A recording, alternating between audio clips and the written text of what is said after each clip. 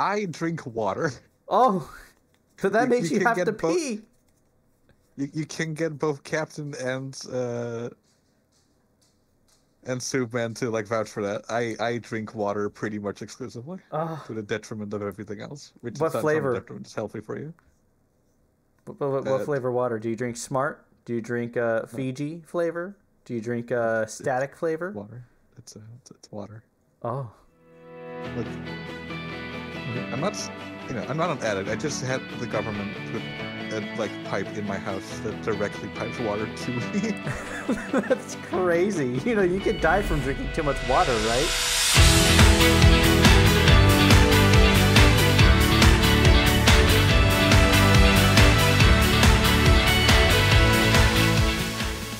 Hello everybody, welcome back to Double Dip Draft Week 4 for the Scarlet Division. I'm Cabral, coach of the Hatchling Sandslashers. Joining me, as usual, it's Aurora, coach of the Hoonsbrook Hunters, and we have 4 exciting matches to watch, because we are in Week 4. Mm-hmm. We do have a bunch of people at both 3 wins and 3 losses. Yeah. And again, like we mentioned every time, 4 is the magic number. Mm-hmm. In most cases, a little bit of an asterisk next to it. 4 wins and you're basically locked for playoffs. 4 losses and you are pretty much locked out. Yeah, but again, that's not always the case. One thing I notice here in Scarlet, it's not the same as like Violet for sure. And go check out Violet if you want to hear them talk about it. But Scarlet doesn't have a lot of high diff numbers. Like if we take a look here. Currently, after week 3, it's 11, 7, 4, 4, minus 2, minus 4, minus 9, minus 11. And those can easily shuffle around with like some big losses or big wins on the bottom of the top half. Yeah, like they definitely haven't like shuffled as much as they are able to. Mm-hmm. There is like a fairly big difference between like +7 and -9. Yeah. Like that isn't as easily crossed. Like Teal Division is a lot like closer to itself in that regard. Mm-hmm. But like each of these people like moving up or moving down, like it's definitely not out of the question. Like there's a lot of movement possible, just depending on how the remaining matches go. For sure. Well, we do have a first match to look at to see as we go through and shuffle all these numbers around. Who is it? Do you know? Can you see them? Do you understand who's next? Fucking, what do your elven eyes see? My elven eyes... My elven eyes see 100 orcs marching towards Mordor. Oh, no! Have you warned the White Wizard? No, I haven't gotten to it yet. Like I've had a busy day. Okay, that's right. No, it's Spood, coach of the Southtown Sandslashers versus Menma. Yep, Menma. The Minnesota Jynx. Yes. Yeah, and Spood here wanting a win. Currently 0-3, and definitely wanting to get that victory here. Yeah, Spood has not had a great season yet. Pretty much all of his matches have involved some kind of RNG, which fucked him over. Yeah. Meanwhile, Menma. Does Menma have a win? Menma, I believe, has a win or 2. Menma, in fact, has a win and has a lost win. Yeah, 2. Has a win. And, has a win, and also it's only at -2 differentials. Like, it's actually doing like pretty well. Yeah. I do see Rain Team over here. I do know Menma also has Archulodon as well as Betascuda. And yeah, it's kind of surprising not to see Archulodon, actually. Yeah, it kind of goes a little wonky here, but I do see Kingdra with Swift Swim. Kingdra, kind of a water dragon that gets overlooked sometimes. Its stats aren't amazing, but it's a Swift Swimmer with like 95 base speed or something like that. Or maybe 80? I can't remember. Either way, like it's a good enough to like in rain, like you don't really outspeed this thing, and so we actually have the interesting scenario here, where Spood's Walking Wake, also a water dragon, is just like very easily going to one-shot that Kingdra, and be faster than it in normal circumstances. But under rain, the Kingdra actually being faster and likely just one-shotting Walking Wake. Yeah, for sure. So very interesting sort of dynamic that those two have at play. But Spood has his own Swift Swimmer. He's got Quillfish. He does have Quillfish. Quillfish is an interesting little thing. Yeah. Again, like the fact that because this thing has an evolution overkill, it can use a Violite. Actually, like makes this thing surprisingly bulky, like on both sides. It can, I think, it has Intimidate as well. It does have Intimidate. Or Swift Swim. Yeah, to bolster its like potentially bolster at least its physical defense. And yeah, Swift Swim to like sort of like counter the rain that your opponent is bringing. It definitely has a lot of good targets here. Like his only resist to poison is a ghost who is weak to dark instead. Yeah. So Quillfish kind of goes hard with the right stuff. Yeah, Quillfish definitely like is able to take some names as long as it can like keep pace with the enemy team, because I think it is slower than a bunch of these. But with that being said, like, you know, we should probably just jump right into it and see how the match plays out. We do have Oratorio, which has been putting so much work in for Spood. Yeah, one thing we actually haven't commented on, we do see the rain team on Menma's side. Spood does have Vulpix with them. Oh, yeah, so we do actually, we do have a Weather War in our hands. Yeah. Scale Shot coming out. So Scale Shot actually very interesting. Very, very cool that Spood brought it. Because this shows us, like, this Quillfish is definitely looking to take names. It is. It probably just did not hit Popo super hard enough to knock it out, which is kind of a shame. No, unfortunately. And here we see Prankster Leech Seed coming out of this thing. Spood kind of traumatized by Leech Seed from previous matches he's played. Does decide to just go harder to Vulpix to just deny the sun again. And actually Vulpix gets to live this time, because he decides to go for U-turn instead of a water. But it killed itself, so... Yeah, it kills itself here, because Spood's trying to like gain momentum, but the Kingdra has Rain Dance. Yeah. So it gets fucked over. But this thing has Sunny Day, so, you know, we're back on track, but now it gets awkward into it. So... momentum on both sides has to sort of come to like a complete stop. Pelipper is taking a lot of damage from these stealth rocks. Nice little Hurricane there. Group Bonnet coming out because it just sits on this thing. Cody sort of like having a good mind, realizing like, hey, my opponent like just has a rain team. And deciding that he can use that to his advantage by bringing Hurricane on some Pokemon, because it is fully accurate in rain. I'm a little surprised at this point with the move pool we see on Whimsicott. There it is. Quillfish finally comes out because Prankster doesn't work on dark types. So Quillfish just kind of sits on this thing. For some reason, like I guess Menma like missed the message that it said that dark types aren't affected. It's not that Encore failed. Because Quillfish hadn't used the move yet. I think it's a little bit of a shame that Cody didn't quick Scale Shot earlier, because I do believe Quillfish is running Swift Swim. And if you Scale Shot, it outspeeds a Swift Swim Kingdra. And had Cody used Scale Shot... Oh, we couldn't actually. Never mind. Cody could not use Scale Shot on Whimsicott. What am I talking about? Ignore me? Yeah, because it's a Dragon type move. Cody getting back up his rocks after they were spun away by the Dragonal. And he does catch the Kragonal here again. And then kills it straight up. And, Kragonal kind of like weak on the physical side, so like a poison jab just finishing it off. Not too much issue. Trailblaze comes out of this thing, which is unfortunate, because like Quillfish definitely could have taken a thing and done a huge amount of damage to this root with just the poison jab. Raw Hurricane just coming in, almost killing. Does get the confusion, but also kicks in Weakness Policy. And Hurricane, second one, it misses. It wouldn't have killed because it's not super effective anymore. We do also see him punch through the confusion. Luckily, Spood keeping a calm mind. Uses. Again, another dark type. Another Pokemon that is immune to all the bullshit that this thing can throw out. Unfortunately, like Spood can't really like switch into anything to take this Moonblast or anything else, because Quillfish just kind of dies to it.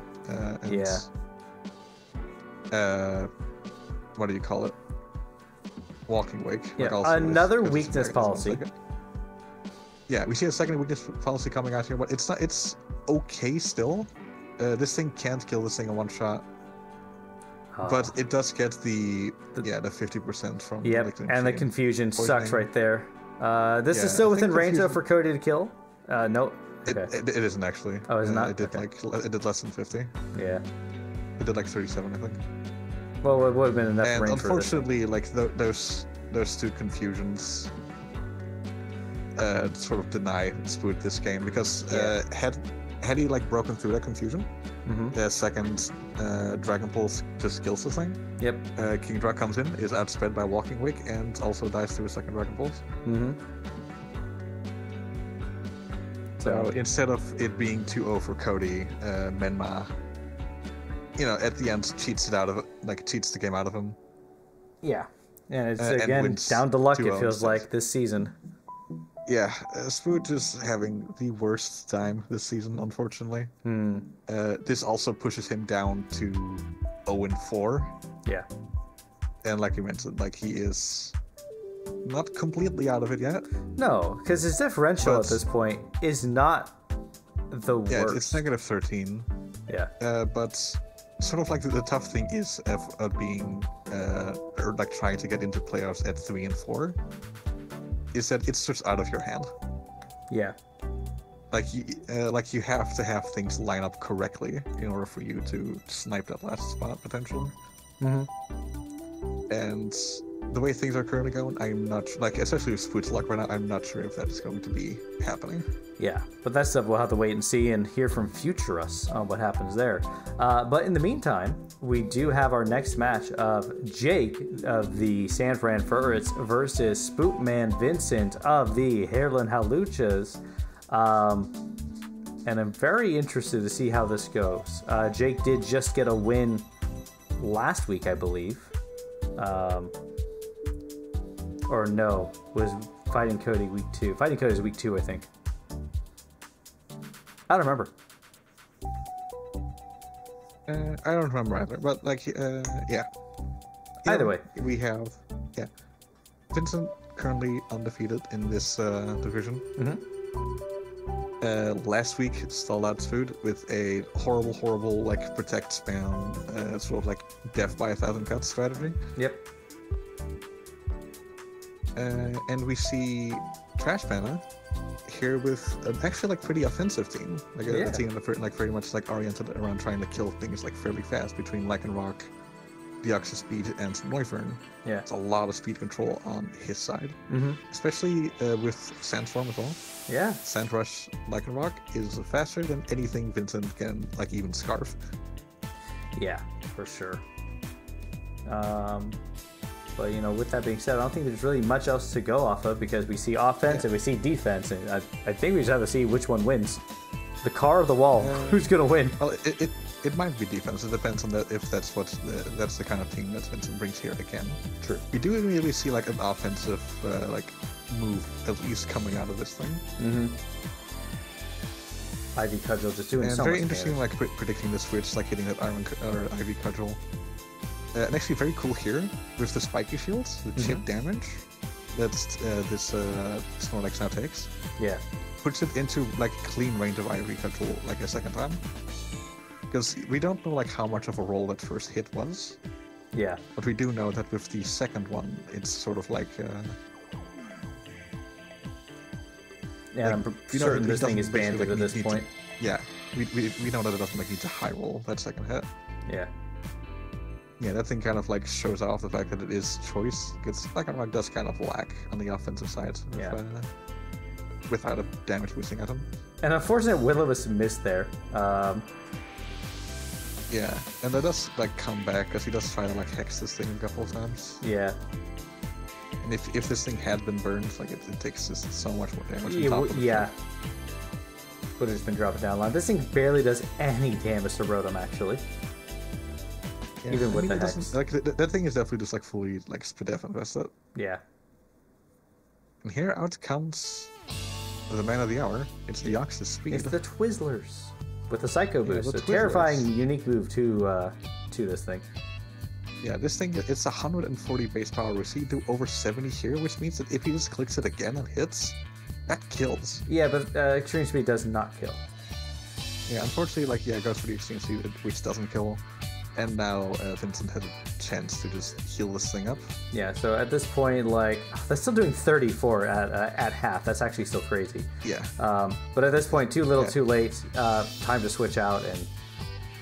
Yeah, but he keeps sort of like throwing himself at this LMMO, and he keeps clicking attacking moves and not accomplishing anything. Yeah. Dipping himself down with that life orb. Goes for a Psycho Boost at -4, bringing him to -6, which is as low as you can get. Yeah, which is kind of crazy. Even then, it's still just 23. Yeah, it just kind of shows how if Deoxys was played right there, Alola could have been dead at this point. And it does really well with its other just moves to deal with like Bisharp and other stuff too. Obviously, Mischievous is an issue, but you know, if you get Mischievous killed, then I think actually Deoxys speed kills most of this team in like 1 or 2 hits. Yeah, like Deoxys speed is definitely sort of like the linchpin that Trash Panda has with him here to bust through. That what we've now like basically seen is sort of like the same defensive bullshit that he brought last week. Yeah. Like, yeah, this thing is definitely sort of like the thing to like bust through all of these things. But he has to play it well, and right now it's just sort of like being sold out. Like the Toxic is now like cutting into it too, because he doesn't have any way of getting rid of it. Yeah. And unfortunately, it's sort of like getting like prediction after prediction wrong as well. Yep. Which allows like Vincent to just like click protect again. Yeah. Like every time like a Pokemon like comes in that doesn't die, like it just protects again and it gets another turn of Toxic. And again, had a Psycho Boost actually come in there, would have killed a Alola. And Noivern actually still does go kind of hard here. I don't know if Jake did any calcs. I don't think he did. I don't know if a Boom Burst would have actually just killed this thing straight up, but it is especially bulky, so I doubt it. I'm not sure if it would have. This thing has taken so many like immune hits. Yeah. And if the initial like Will-O-Wisp that this thing didn't protect on had hit, this thing would have been dead already.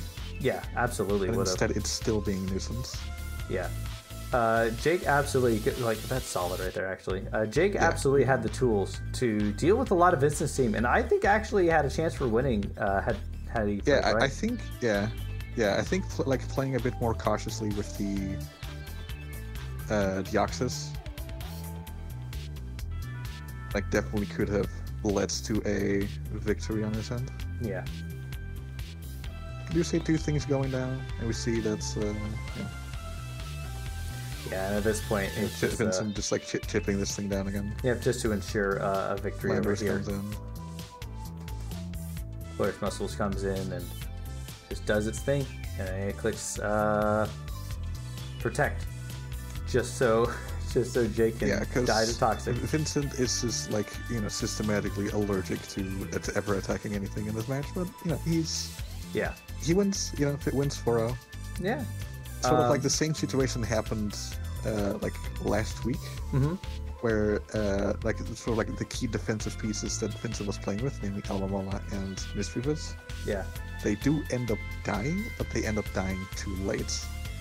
Yeah, for sure. And again, I think Jake actually had the opportunities. The Hex and the Burn, had that happened, Mischievous probably would have died much earlier. Had Jake literally just click Psycho Boost again against the Alomola, Jake would have been up 2 Pokemon. Yeah, like not only that, like but like 2 key defensive core parts of Vincent's team would have been dead. And then suddenly like the balance shifts a lot more in Jake's favor. Yeah. Just because like Vincent starts having fewer and fewer like checks for things. Yeah, because as soon as everything starts getting chipped down, you know what comes in after Mischievous and Alomola are dead? Is Noivern. If everything's chipped down, Noivern comes in afterwards and just kind of starts sweeping things up, and then you have Lycanroc too, with Sand just coming in and knocking things out here and there. Yeah, it's kind of unfortunate that the Noivern like comes in, clicks Flamethrower, and it just barely doesn't kill the Ogerpon, who with Ivy Cudgel kills without any problem. Yeah, for sure. I wonder if a Stab Dragon move would have been like a Draco Meteor would have done just a little more. It would have, yeah. Yeah. Because of, what do you call it? We got a stab. Yep. But yeah, that's that match, and we're moving on to the next one. We're swiftly going through these. It's gonna be a short video. We're at 20 minutes in. Let's go. Let's go. For the third match here, we have Grauen of the Lansdowne Luxrays versus Bananas of the Don't Drop That Dedennes. Yeah, and Grauen looking for a first victory, actually. Has not won a match just yet. And Bananas currently at a 2-1, and I think 4, looking to kind of bump up in the rankings here to try and ensure playoff viability. Yeah, Bananas sort of like, you know, like sort of feared as like one of the better players because he came in last season, like last proper season, and just like took it entirely. It's definitely like he's already taken a loss. So he's definitely like facing a lot more of a challenge this time than he was that time. Yeah, for sure.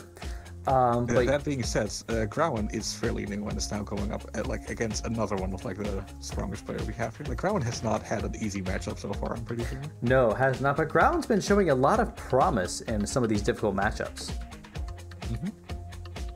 Grauen definitely like proving that he does have tricks up his sleeve and like needle ideas of like how to tear apart some of the opponent's teams. So let's see what these two can do against each other. Yeah. See Dragality? You see this thing? Funnily enough, like, yeah, like this thing doesn't actually hit Bronzong all that hard. It really doesn't. And Sacred Sword is just doing so much damage to this thing. Yeah, like he does sort of like threaten the Terra Dark with like a potential Terra Blast on the Bronzong, but that never like really comes to fruition. U-turn, not doing a lot, quad resisted. Ground sort of like forced to swap back like around a lot. Yeah, kind of on the back foot at this point. Getting up some rocks though, which is nice. Flamethrower just ends up killing this thing even with the screens up. Yeah, it is nice. I don't see any what do you call it? Any hazard removal on Bananas' side. So like those rocks are there to stay and they're going to be chipping down every time. That Volt was doing so much damage.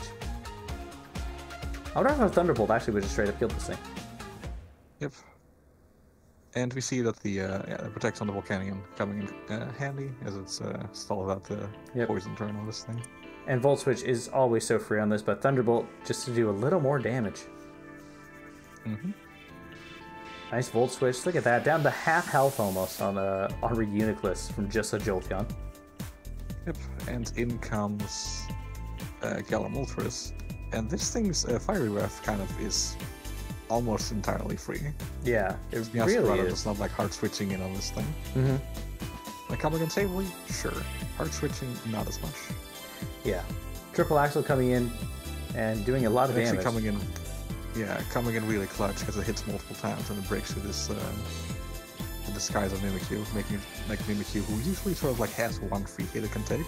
Yeah, but I mean, you know, actually just drop in 2 turns, which is quite unusual. Getting Shadow Sneak just to get a little boost there, but Ancient Power actually making like a, I think Crown actually makes a very good play there going into Moltres and Jolteon. Yeah. Because then Bananas would have just like clicked Protect again and had more Toxic Chip. Yeah.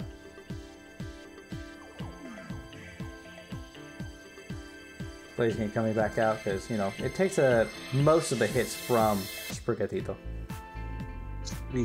O mi escarado. Sprigabipo. And this Blaziken doing a hefty chunk. Yeah, with a Flare Blitz, a resistant Flare Blitz is almost killing this thing. And Jolteon's so free. Thunderbolt, nice. Yeah. It's Quick Feet, by the way. Yeah, because it's toxic. It's Quick Feet. It gets that Terrifier. That crit mattered. Yeah, that crit mattered. It would not have kills without a crit. Granted, Grauen had another option here, because what he could have done is just Volt Switch here, go into Galamultrus, and either like you kill Galamultrus or it dies to Volga. Yeah. Just go back into this thing, then Terrifier, and you defeat the rest of it. Yeah. And that way you do 100% of the time win. Yeah, for sure. But yeah, that crit was actually insane. And good on Growan for getting a big upset against Bananas, which puts Growan up a little bit, finally getting his first victory this season. Yeah, getting that first victory. Bananas taking his second loss of the season. Yeah, being at 2-2 now. Yeah, it's very surprising to see, like given again like his performance in the first season. Yeah. And with that being said, we do have one final match. We do have White Loaf of the... I forgot I was doing the names on this one. Of the Loafville Lanturns and Black Captain Rayhai of the Martian Mantines. And I think we see kind of the usual staples I've been seeing from both players actually almost every week. Nick has brought Bellybolt and Gardevoir and Glamora like almost every week. I've seen Tauros a lot too, and Rillaboom. And like with Black Captain, I've seen Incineroar and like Fortress and the Iron Boulder like almost every time. Yeah, I think that the Decidueye is occasionally swapped out for something else. I do think it's the first time I've seen Lapras though. No, this is like the second or third thing. Is it actually? Yeah, Lapras has come like before. Oh. Well, either way, yeah, we do see these Pokemon quite a bit then. Yeah, like he's like, you know, like his team just sort of like holds together like very well like this. He doesn't really need to change too much about it. True. Yeah, and both players coming in. I think at this point, Black Captain's undefeated. Is that correct? Black Captain is the second undefeated person, and Nick's at 2-1. 2-1 out of 4. Yeah, so. You know what? It'd be really cool if Nick got the upset on not upset, but defeat on Black Captain. I was about to say like it's not definitely not an upset. On not an upset, like, no. We know Nick is capable, and this is so far like Captain's best run actually. Yeah. Yeah, and let's see if he can keep that. Yeah, see if he can keep that streak going, or if Nick is going to pull him into 3-1 along with himself. Yeah, we do see Baby Gronk coming out first, and it's been such a staple for Nick. I mean, look at this. It takes an Earthquake full face, only loses 60% health to an Earthquake, dealing almost half health to this on a Volt Switch. Yeah. Also, Black Captain has nicknamed all of his Pokemon just after animals, but the Dutch name for the animals. Yeah. Are you telling me Cat is Wrestler? That's crazy. Yeah, Cat is actually, it's a wrestler. Oh, that's so this one is a Rhino. Uh-huh. For some reason, this thing is called Dog. Hond is like hound?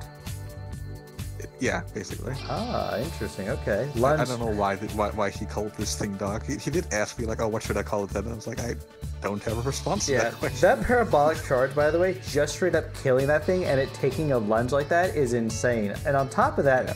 Terra Blast ground just coming in. Oh man, crazy. Yeah, this was such a good read from Nick. Just like Terra slicing himself and the Terra coming out of the Decidueye. Yeah, for sure. And Baby Gronk takes out one Pokemon. Just doing so well. So much utility right there from Nick. Unfortunately, there's not a lot of Pokemon I see Nick has here that really deal with Incineroar, except maybe this thing. Yeah, but it did just get burned.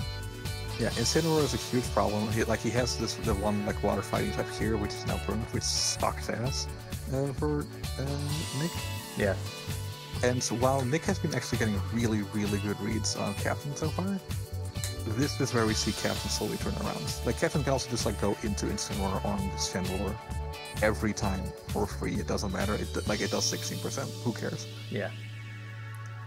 And you can just like always parting shutouts like the next Pokemon is at a disadvantage, and suddenly like he's like holding so much momentum right now. Yeah. Might misstep here, like he predicting like Nick to switch, but so going for Tachyon Cutter, but yeah, that makes it live one more turn. Yeah, I'm a little surprised Nick was so willing. I know the Tauros is burned, but even a Wave Crash with burn still at least hurts Incineroar a little bit. I'm just a little surprised he didn't like sack Chandelure at this point, because I'm not sure what Chandelure is here for at this point, other than maybe. Actually, maybe don't know if we know it. But oh wait, never mind.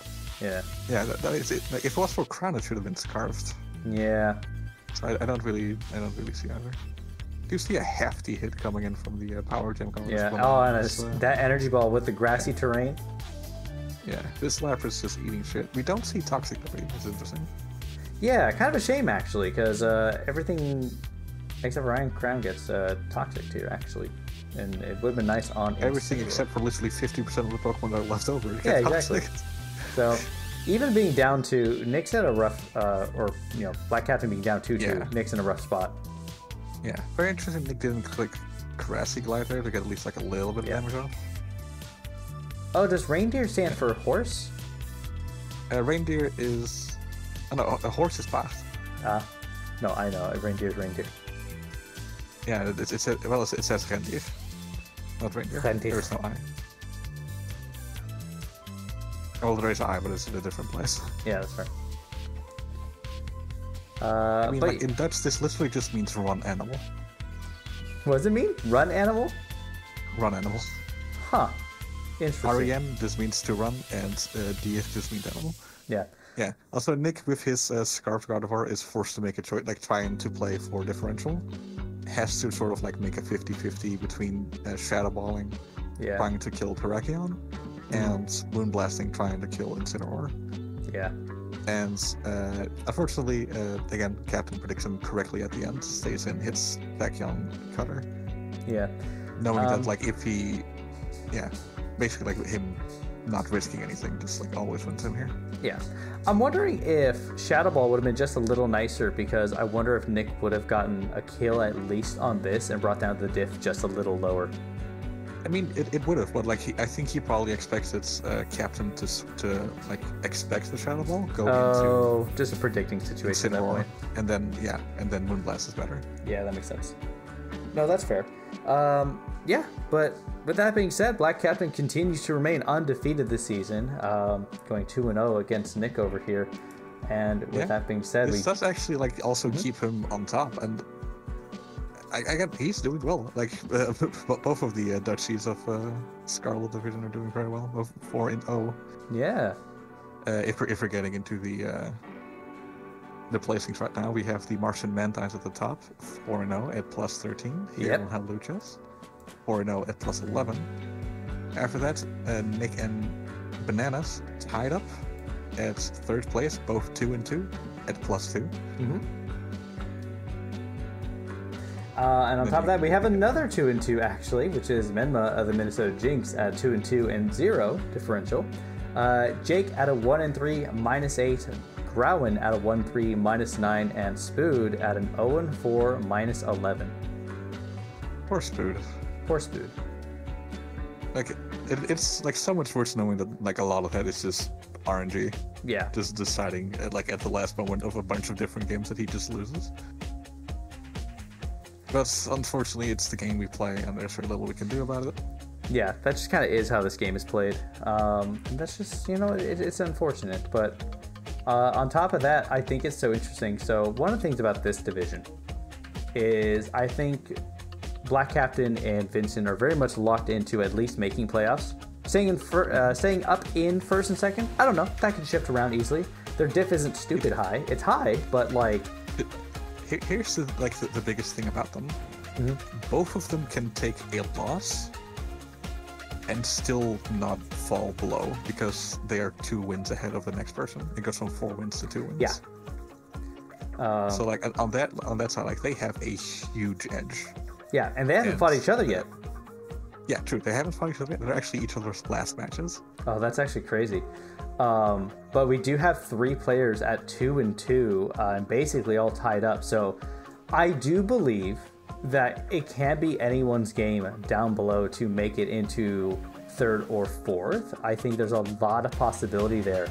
I think if Spood actually gets these last 3 games on an insane way, I think it's also possible for him to bounce back up potentially. Not guaranteeing that, but I think there's a possibility. Yeah, I would have to like analyze it like a bit more closely. Yeah, same here. Because like you can like already like give a lot more losses around by just saying like, oh, like the Mantines and the Hawluchas beat everybody except each other. Yeah. Which like denies a lot of things because Spood has already fought both of them. Yep. So he's actually like hoping for both of those two to just sort of like keep on winning. Yep. Like increases the chances he can still make that comeback. Yeah, for sure.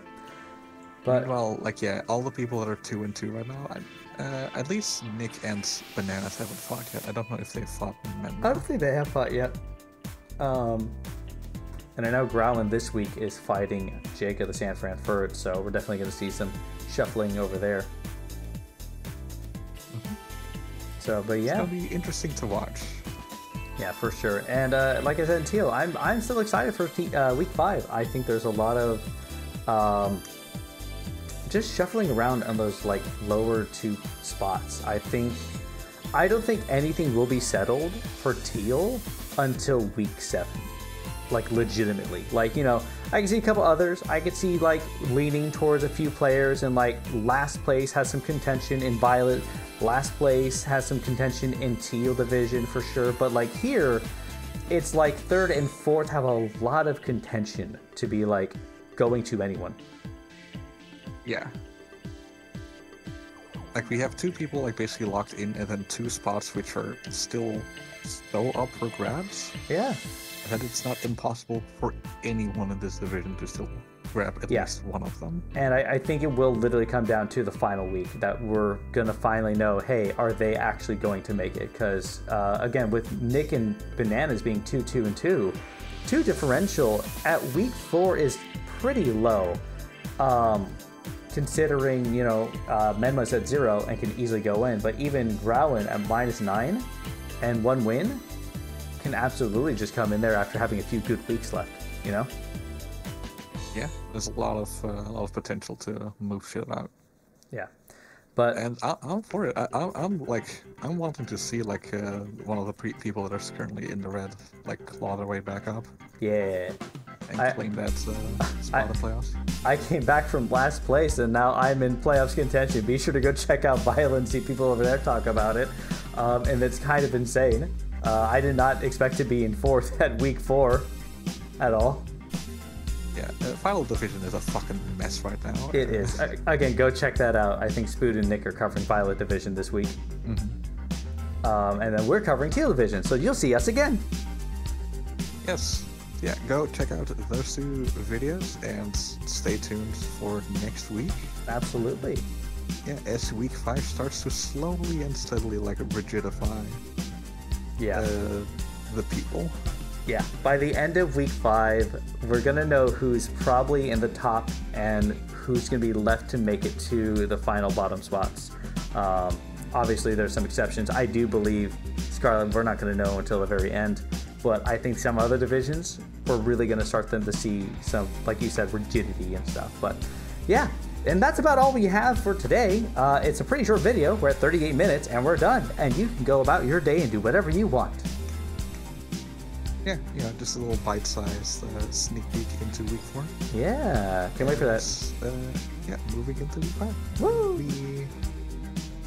We will just be asleep until those matches happen. Yeah, we did not have any coffee left over, so we're going to go pass out. But thank you so much for joining us. Have a wonderful time in Double Dip. Thanks for playing, and we'll see you in week 5. Bye-bye. Goodbye.